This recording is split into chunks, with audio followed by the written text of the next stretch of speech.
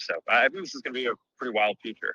There are so many versions of trying to get at a similar idea of digital objects in physical space. I'm thinking of, for example, glasses that have heads-up displays where it's headlocked and it's moving with my eyes.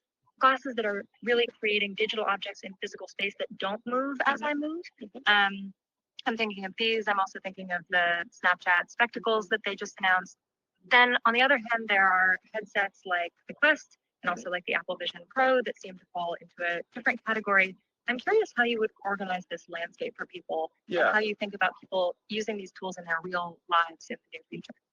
Yeah, so when we were getting started on this about 10 years ago, I thought that something like this was going to be the ultimate product for everyone, right? You get to, normal looking pair of glasses, we'll continue improving that can have full holographic images. Yeah.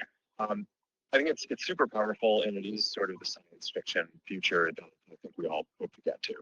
On the journey, we took a few other approaches as well to help us develop towards that, including building glasses that don't have displays to try to learn.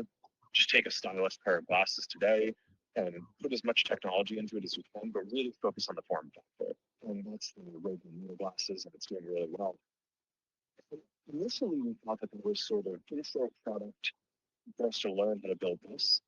But one of the things that's clear now is you're going to be able to make that product a lot more affordable than this, probably permanently. So I also think that there are going to be a bunch of different of these that we've taken are going to be kind of permanent product lines that people will choose. I think you'll see displayless glasses like the Ray-Ban Metas continue to get better and better. Great for like, no display, but you can talk to it. There's going to be something in between these that's basically a heads-up display. So it's not a 70-degree field of view. Maybe it's a 20-degree or 30-degree field of view. So that's not going to be what you want for putting kind of a full hologram of a person or interacting with the world around you.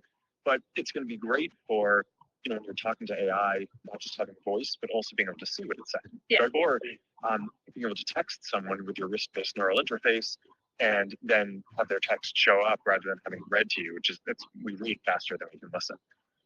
Or getting directions, right? Or just being able to search for information and get all that. So there's a lot of value for a heads-up display. That will be somewhat more expensive than the displayless glasses, but somewhat cheaper than this. Then I think you're going to get this. It's going to be probably the most premium and expensive of glasses products, but hopefully still something that, like a computer, is generally accessible to most people in the world. But I think that there are going to be all of those, and I think people will like them.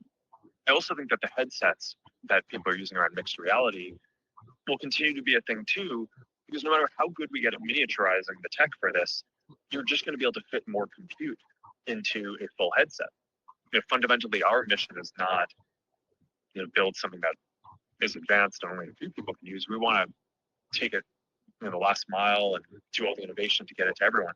We just shipped or announced Quest 3S, the new mixed reality headset. We basically are delivering high quality mixed reality for $299.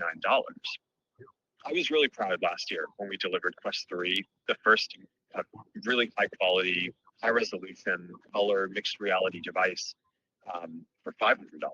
Right? It's like a fraction of the cost of what the competitors are doing, and I think it's actually higher quality in a lot of ways. And now we've just doubled down on that. So I think that they're all actually going to end up being important long-term product lines. Displayless, heads-up display, full holographic AR, full headsets. I think that they're all going to be important. Yeah. If you play out the future of not just the hardware that we've been talking about, so Meta Ray-Bans, Quest, Orion, but also the Llama models, if everything goes according to you and the team's wildest dreams, I'd love for you to just begin to describe what that feels like. I think that there are two primary values that we're trying to bring. On the AR and kind of mixed reality side, the main value we're trying to bring